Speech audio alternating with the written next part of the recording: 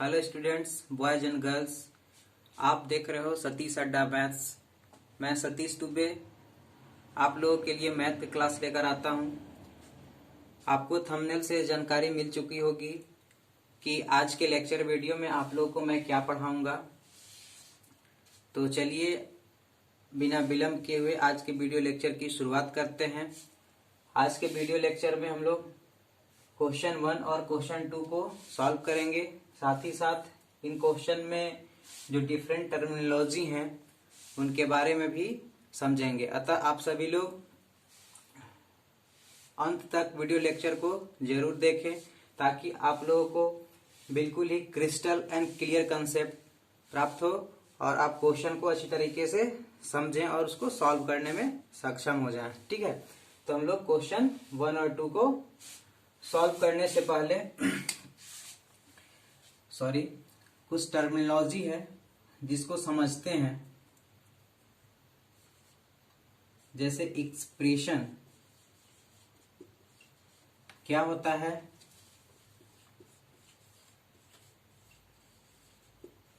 Polynomial क्या होता है। ठीक है, तो सबसे पहले एक्सप्रेशन को समझते हैं। Expression is a meaningful combination of variable, constant and mathematical operator. Expression को हम लोग एज एन एग्जाम्पल के रूप में भी आप लोग को मैं समझा रहा हूं। कुछ एग्जाम्पल को यूज कर लेते हैं। जैसे देखिए 3x² प्लस 4x। ठीक है, यहाँ पे आप देख रहे होंगे कि ये क्या है, एक मीनिंगफुल कॉम्बिनेशन है। ठीक है, और किसका है, वेरिएबल। देखिए इसमें वेरिएबल भी है, वेरिएबल है ना। एक कांस्टेंट है, ये भी एक कांस्टेंट है। ठीक है, इसमें मैथमेटिकल ऑपरेटर क्या है, मल्टीप्लाई का यूज हुआ है। यहाँ भी मल्टीप्लाई का यूज, यहाँ प्लस का यूज किया है। लेकिन ये क्या है, मीनिंगफुल ऑर्डर में वेरिएबल, कांस्टेंट और मैथमेटिकल ऑपरेटर एक दूसरे से जुड़े हुए हैं। ठीक है, इसका कुछ मीनिंग निकल रहा है। ठीक है, अतः इसको हम लोग क्या है, एक्सप्रेशन बोलेंगे। ठीक है, उसी तरह से अगर मैथमेटिकल ऑपरेटर, कांस्टेंट को इन ऑर्डरली मैनर में अगर लिखते हैं, ठीक है, तो इसका क्या है, कोई एक मीनिंगफुल ग्रुपिंग नहीं किया गया है ना। अतः इसको हम लोग क्या है, एक्सप्रेशन नहीं बोल सकते हैं। ठीक है, मतलब मीनिंगफुल एक्सप्रेशन जब गिवन हो किसका, वेरिएबल, कांस्टेंट और मैथमेटिकल ऑपरेटर का, तो उसको हम लोग क्या बोलते हैं, एक्सप्रेशन बोलते हैं। ठीक है, पॉलिनोमियल्स को भी हम लोग डिस्कस करना चाहेंगे। ठीक है, कि पॉलिनोमियल्स क्या होता है। पॉलिनोमियल्स वो क्या है, एक्सप्रेशन ही है। क्या है, पॉलिनोमियल्स एक एक्सप्रेशन है। ऑल एक्सप्रेशन जो है वो पॉलिनोमियल नहीं हो सकते हैं, लेकिन ऑल पॉलिनोमियल्स क्या है, एक्सप्रेशन होते हैं। ठीक है, तो इन एक्सप्रेशन और पॉलिनोमियल में क्या डिफरेंस है, मतलब इसके पहले हम लोग क्या है, डिफरेंस करने से पहले हम लोग पॉलिनोमियल्स का डिफिनीशन जानना चाहेंगे। ठीक है, या आप लोग भी समझना चाहेंगे। ठीक है, तो पॉलिनोमियल्स क्या होते हैं।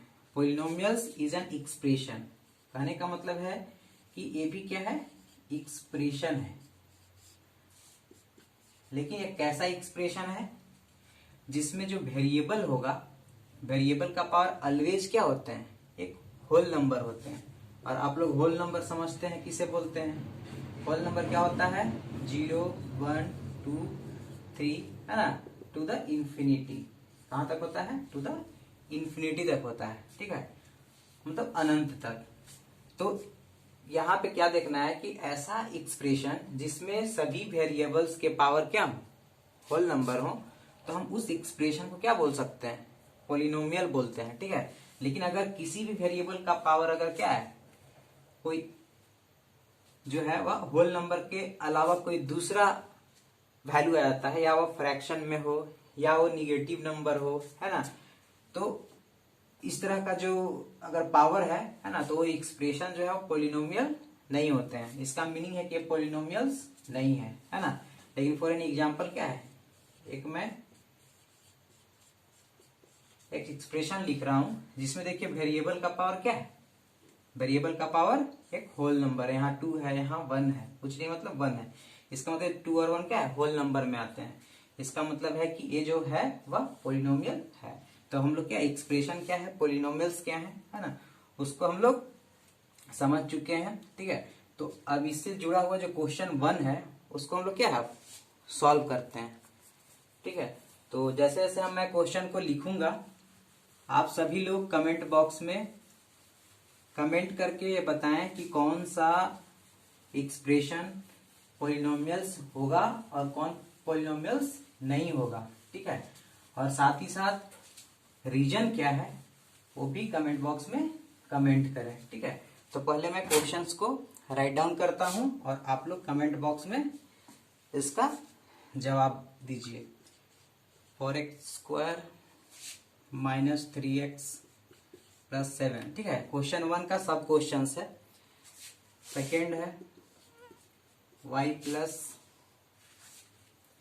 y² plus √2। थर्ड क्वेश्चन है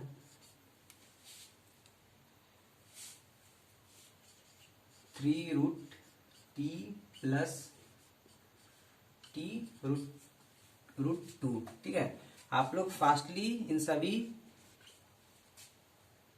क्वेश्चंस जो हैं इनके जो आंसर होंगे कि ये पोलिनोमियल्स है या नहीं है ना, आप लोग कमेंट बॉक्स में कमेंट करें। लास्टली मैं सभी का एक्सप्लेनेशन के साथ सॉल्यूशन बताऊंगा कि कौन सा एक्सप्रेशन पोलिनोमियल्स है और कौन नहीं है। ठीक है, और वो भी आइडेंटिफाई करना है कि पोलिनोमियल्स इन 1 वेरिएबल्स। ठीक है, मतलब जिस देखना है कि कोई भी ऐसा एक्सप्रेशन जिसमें सिर्फ ओनली 1 वेरिएबल हो।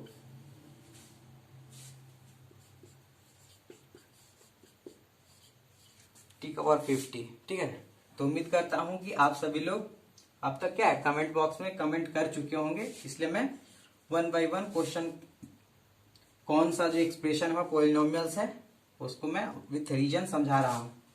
जैसे आप लोग देखिए, एक क्या है एक्सप्रेशन है, इसमें वेरिएबल का पावर देखिए आप लोग, वेरिएबल का पावर क्या है 2 है 1 है, एक होल नंबर है, इसका मतलब है क्या है पोलिनोमियल्स होगा। ठीक है, और इसमें वेरिएबल फाइंड करना है हमको कौन सा जो एक्सप्रेशन है पोलिनोमियल्स इन 1 वेरिएबल है, और इसमें वेरिएबल भी क्या है एक ही है, इसका मतलब पोलिनोमियल्स इन 1 वेरिएबल।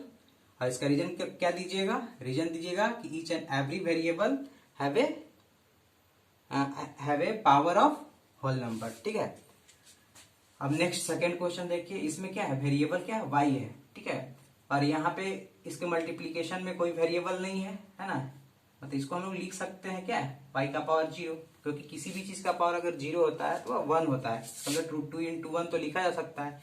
इसका मतलब यहाँ भी वेरिएबल का पावर क्या है 2 है, यहाँ वेरिएबल का पावर 0 है, इसका मतलब कि 1 वेरिएबल है और उसमें वेरिएबल का पावर होल नंबर है, इसलिए ये भी क्या है पोलिनोमियल होगा। ठीक है, लेकिन अब थर्ड क्वेश्चन को देखिए, थर्ड में क्या है वेरिएबल t है, यहाँ t है, यहाँ पे t का पावर 1 है, लेकिन यहाँ t का पावर रूट है, इसका मतलब रूट को हम लोग क्या लिखते हैं, अगर रूट कहीं 2 लिखा हुआ है इसका मतलब उसको 2 के पावर क्या लिख सकते हैं 1/2 लिखते हैं।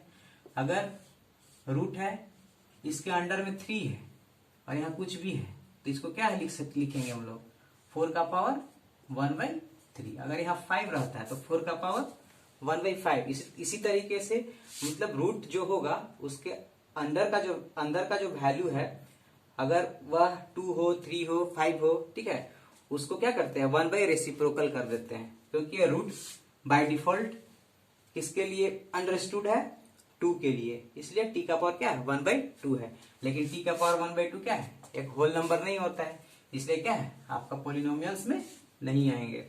और यहाँ पे देखिए, यहाँ वेरिएबल y है, यहाँ वेरिएबल y है, लेकिन यहाँ तो वेरिएबल का पावर 1 है, लेकिन यहाँ पे वेरिएबल का पावर क्या है, क्योंकि रेसिप्रोकल में है ऊपर जाएगा तो क्या हो जाएगा निगेटिव हो जाएगा, तो एक होल नंबर नहीं है, इसलिए ये भी तुम्हारा पोलिनोमियल नहीं होगा। ठीक है, और यहाँ पे देखिए कि यहाँ वेरिएबल कितने हैं 3 वेरिएबल है। ठीक है, अगर ऐसा देखा जाए है ना, सिंपल अगर पोलिनोमियल आइडेंटिफाई करना हो तो क्या है ये जो है आपके पोलिनोमियल्स होंगे। ठीक है, लेकिन पोलिनोमियल्स इन मल्टीपल वेरिएबल होंगे। ठीक है, लेकिन हमें तो आइडेंटिफाई करना है पोलिनोमियल्स इन 1 वेरिएबल। ठीक है, इसका मतलब है ये भी क्या है पोलिनोमियल्स नहीं है। ठीक है, तो फर्स्ट क्वेश्चन सॉल्व हो चुका है। ठीक है, अब लोग सेकेंड क्वेश्चन को सॉल्व करते हैं। सेकेंड क्वेश्चन में क्या है, coefficient of x square in each of the following. ठीक है, तो नेक्स्ट क्वेश्चन जो है उसको मैं राइट डाउन करता हूं, और उसके पहले हम लोग क्या है, कोफिशिएंट क्या होते हैं उसको हम लोग समझते हैं। तो आप लोग को मेरा क्लास कैसा लग रहा है वो भी आप कमेंट बॉक्स में कमेंट कीजिए, और किसी भी तरह का अगर दिक्कत आप फेस कर रहे हैं, समझ नहीं आ रहा है ना, तो बेझिझक होकर के कमेंट कीजिए। Second question, now coefficient. पहले कोफिशिएंट को समझते हैं। ठीक है, तो हम लोग पोलिनोमियल समझ चुके हैं, एक्सप्रेशन समझ चुके हैं, अब क्या है हम लोग कोफिशिएंट समझते हैं। ठीक है, कोफिशिएंट का मतलब होता है एक तरह से किसी भी वैल्यू के मल्टीप्लीकेशन में कौन सा वैल्यू है ना, वह उसका कोफिशिएंट कहा जाता है। कहने का मतलब है मल्टीप्लीकेशन में जो वैल्यू होता है, मतलब मल्टीप्लीकेट। कोफिशिएंट को हम लोग क्या बोल सकते हैं, मल्टीप्लीकेट भी बोलते हैं। ठीक है, अगर इसमें बोला जाए कि एक्स स्क्वायर है, तो एक्स स्क्वायर के मल्टीप्लीकेशन में क्या है, उसको फाइंड करने के लिए क्या है, 3 इंटू एक्स स्क्वायर लिखना होगा, या फिर एक्स स्क्वायर को ढकिए, उसके बाद जो वैल्यू बचता है ना मल्टीप्लीकेशन में, और टोटल वैल्यू अगर वो प्लस है या माइनस में हो, टोटल वैल्यू क्या कहा जाता है, कोफिशिएंट कहा जाता है। तो एक्स स्क्वायर का कोफिशिएंट सर्कल कर लीजिए। ठीक है, इन माइंड। ठीक है, तो क्या पता चलता है, एक्स स्क्वायर का मल्टीप्लीकेशन में 3 है, इसका मतलब इसका कोफिशिएंट जो एक्स स्क्वायर का 3 होगा।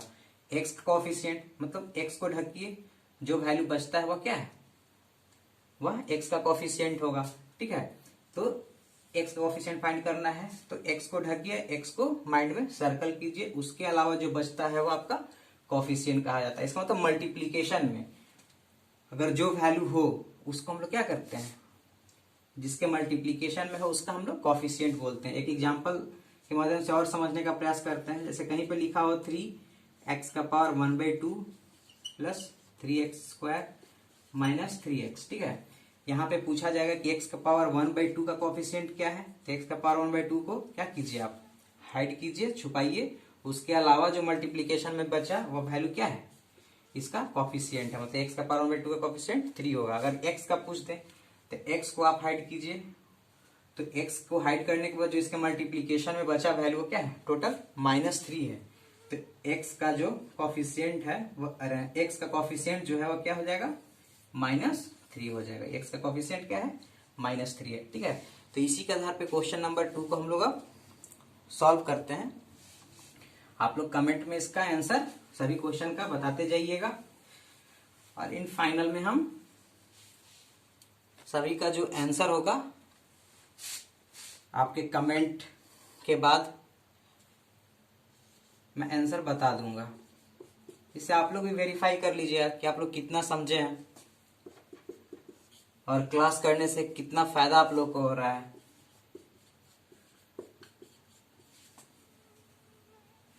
XQ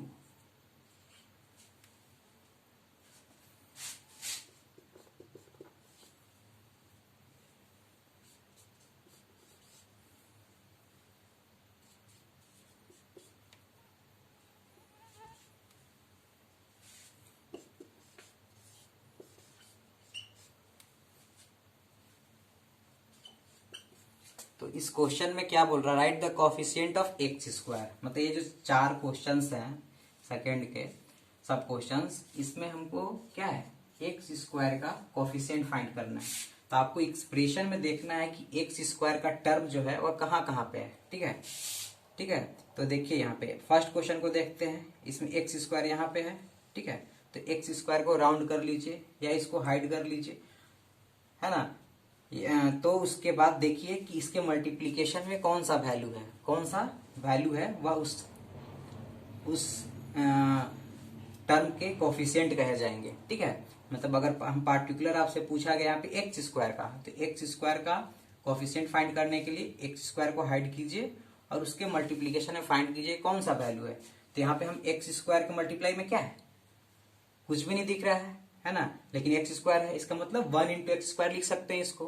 क्या लिख सकते हैं? 1 इंटू एक्स स्क्वायर। ठीक है, इसका मतलब एक्स स्क्वायर को हाइड कीजिएगा तो क्या बचेगा? +1 वैल्यू। ठीक है, इसका मतलब 1 बोलेंगे। इस मतलब फर्स्ट क्वेश्चन के लिए जो एक्स स्क्वायर कॉफिशिएंट है क्या है? 1 हो जाएगा। उसके सेकेंड क्वेश्चन के लिए एक्स स्क्वायर कॉफिशिएंट फाइंड करना है, तो एक्स को हाइड कीजिए, उसके बाद उसका मल्टीप्लीकेशन में कौन सा वैल्यू है वह उसका कॉफिशिएंट होगा। तो एक्स स्क्वायर को मल्टीप्लीकेशन में क्या है? 1 इंटू एक्स स्क्वायर लिखेंगे, लेकिन उसके 1 का साइन के साथ जो टोटल होगा, मतलब एक्स स्क्वायर को हाइड करने के बाद जो टोटल वैल्यू होगा वह टोटल क्या होता है? कॉफिशिएंट कहे जाते हैं। इसका मतलब -1 होगा। उस तरह से अगर एक्स क्यू का पूछे तो क्या एक्स क्यू की मल्टीप्लाई में 1 है, लेकिन इस क्वेश्चन में सिर्फ एक्स स्क्वायर का कॉफिशिएंट पूछा है, मतलब एक्स स्क्वायर के मल्टीप्लीकेशन में क्या कौन सा वैल्यू है, क्या है ना, वह टोटल वह क्या कहा जाता है? उस एक्सप्रेशन में पार्टिकुलर जो टर्म के कोफिशिएंट पूछे गए हैं, है ना, उसके आंसर कहे जाते हैं। तो यहाँ पे इसमें भी एक्स स्क्वायर का मल्टीप्लीकेशन में क्या है? पाई/2 इंटू एक्स स्क्वायर है, मतलब एक्स स्क्वायर को हाइड कीजिएगा तो क्या बचेगा? पाई/2 मल्टीप्लीकेशन में है, इसका मतलब इसका कोफिशिएंट क्या है? पाई/2 होगा। ठीक है, लेकिन फोर्थ क्वेश्चन में आप ध्यान से देखिएगा, इसमें एक्स स्क्वायर का क्या पूछा गया है कि कोफिशिएंट क्या है, लेकिन इसमें आप सर्च मारिए, आप ध्यान से देखिए, ठीक है, नजर दौड़ाइए, तो आपको कहीं भी एक्स स्क्वायर का टर्म नहीं मिलेगा। इसका मीनिंग है ना, कि एक्स स्क्वायर का जब टर्म नहीं है, इसका मतलब है कि एक्स स्क्वायर का जो कोफिशिएंट होगा क्या होगा? 0 होगा। ठीक है, लेकिन आप बोलिए कैसे सर, जब इसमें टर्म ही नहीं है तो हम कैसे बोल दें कि 0 होगा? तो क्या है, आप इसको क्या इस तरीके से तो लिख सकते हैं ना, 0 इंटू एक्स स्क्वायर लिख सकते हैं। तो क्योंकि हम 0 इंटू एक्स स्क्वायर करेंगे तो 0 से जो भी टकराएगा भाई तो 0 हो जाएगा। तो भाई एक्स स्क्वायर वाला मान लीजिए क्या होगा? इसमें होगा, लेकिन टकरा गया 0 से तो खत्म हो गया। इसका मतलब है कि एक्स स्क्वायर का जो इसमें कॉफिशिएंट है वह क्या है? 0 होगा। ठीक है, तो जिस भी एक्सप्रेशन में, है ना, किसी भी ऐसे वैल्यू का कॉफिशिएंट पूछ दे, है ना, जो उसमें शामिल ही नहीं है, इसका मतलब उसका कॉफिशिएंट 0 होता है। ठीक है, तो क्वेश्चन नंबर 2 आप लोग समझ चुके होंगे। ठीक है, तो आज के क्लास में क्या हम लोग कुछ जो डिफरेंट टर्मिनोलॉजी पढ़े, क्वेश्चन 1 और 2 को सॉल्व करना सीखे। ठीक है, तो आप सभी लोग नेक्स्ट वीडियो लेक्चर का वेट कीजिए, वो भी जल्द अपलोड हो जाएगा, जिसमें क्या है क्वेश्चन नंबर 3 और 5 को सॉल्व मैं करूंगा। ठीक है, और आप लोग को मेरा क्लास कैसा लग रहा है वो कमेंट बॉक्स में जरूर कमेंट करें। और जो भी इस चैनल पे नए हैं और आपको ऐसा लगा कि इस चैनल के माध्यम से जो मैं आप लोग को बता रहा हूं आप लोग समझ रहे हैं, तो इस चैनल को आप लोग जरूर सब्सक्राइब कर लें, ताकि ये आपके लिए बहुत ही बेनिफिशियल साबित होने वाला है। ठीक है, क्योंकि मैं कंटिन्यूअसली आप लोग के लिए मैथ का क्लास लेकर आऊंगा और पूरा कोर्स कंप्लीट कराऊंगा। ठीक है, तब तक के लिए बाय बाय, थैंक यू।